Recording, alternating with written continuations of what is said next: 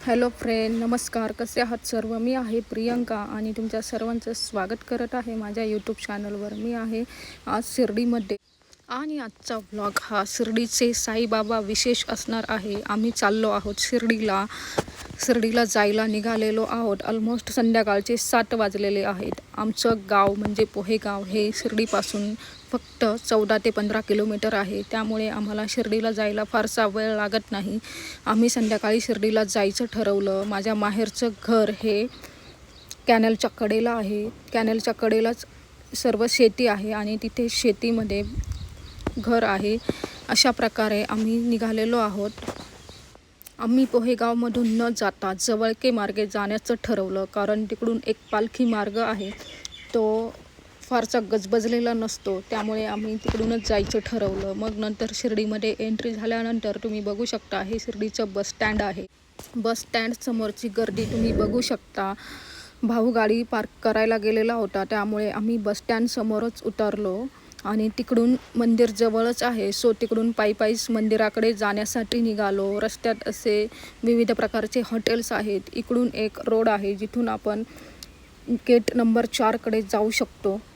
रस्त्याने जाता जाता अशी विविध प्रकारची दुकाने आपल्याला लागतात, जिथे विविध प्रकारच्या वस्तू मिळतात. हे आहे गेट नंबर 4 आणि तिकडून जवळच असं साईबाबांचा पालखीचं गार्डन आहे, जिथे साईबाबांची छान मूर्ती आहे. तिथून असं पाणी सतत पडत राहते. साईबाबांच्या हातामध्ये अशी घागर आहे आणि त्यातून पाणी खाली पडत आहे. तुम्ही बघू शकता खाली कमळाचं डेकोरेशन आहे, ज्यातून लाईट चमकतात. आणि या साईडला गेट आहे. त्या गेटच्या बाहेर एका झाडावर पांढरे शुभ्र बगळे बसलेले होते. रात्रीची वेळ होती तरीही. इकडे आय लव्ह साईबाबा म्हणून एक स्पॉट आहे, जिथे आपण फोटोज काढू शकतो. आणि तिकडून पुढे गेल्यानंतर अशी छान वेगवेगळी प्रकारची दुकाने लागतात, जिथे वेगवेगळ्या वस्तू मिळतात.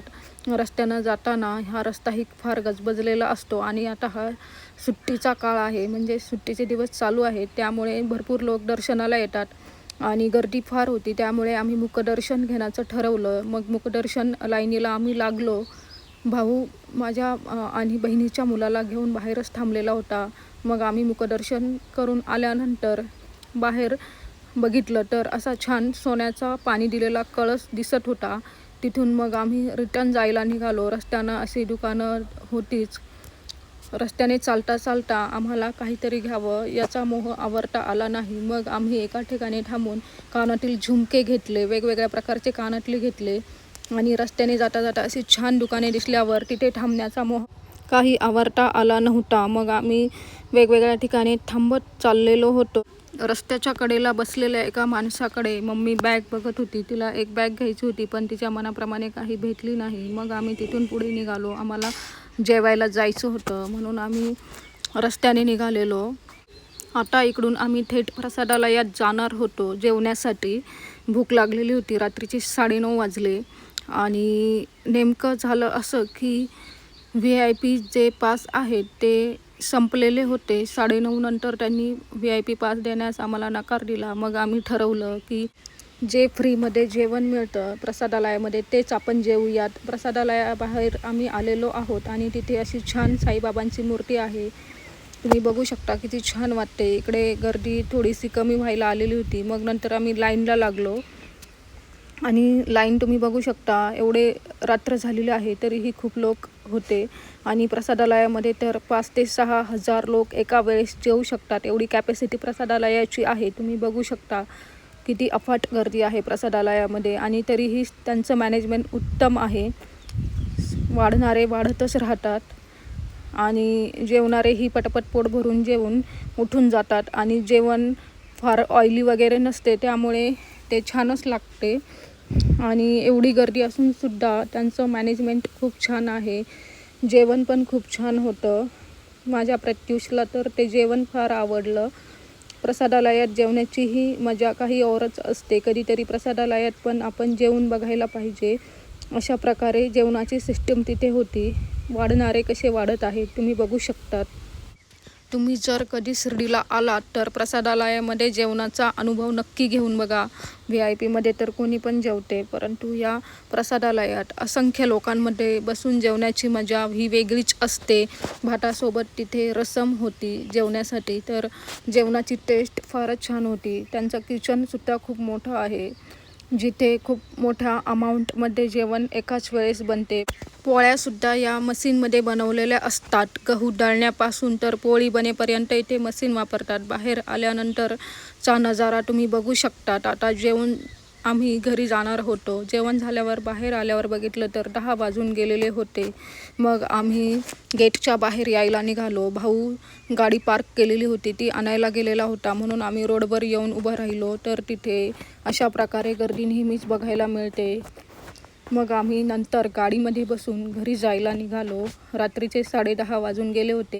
मग आम्ही सावळी विहीर मार्गे जाताना एका हॉटेलसमोर अशी छान साईबाबांची मोठी मूर्ती होती. ती फार मनमोहक वाटत होती. रस्त्यांना जाताना सर्व शॉप हे बंद झालेले होते, कारण की रात्र फार झाली होती. फक्त शिर्डीमध्येच गजबज होती. बाहेर आल्यानंतर सर्व काही बंद झालेलं होतं. मग सावळी विहीरवरून आम्ही जायला निघालो. तिकडून आम्हाला झगडे फाट्यामार्गे पोहेगावला जावं लागतं. सावळी विहीरचा हा पूल तुम्ही बघू शकता, ज्याचं बांधकाम खूप दिवसांपासून अर्धवट पडलेलं आहे. अशा प्रकारे खूप ठिकाणी असे अर्धवट पूल बनवून खूप दिवसांपासून तसेच पडलेले आहेत. हे आहे सावळी विहीर. तिथून मग आम्ही झगडे फाट्याला जायला टर्न घेतला. झगडे फाट्याचाही हा पूल जो आहे तो 4 वर्षांपासून असाच अर्धवट पडलेला आहे, त्याचं काम पूर्ण झालेलं नाही. मग तिकडून आम्ही पोहेगावला जायला टर्न घेतला. पोहेगावला गेलो.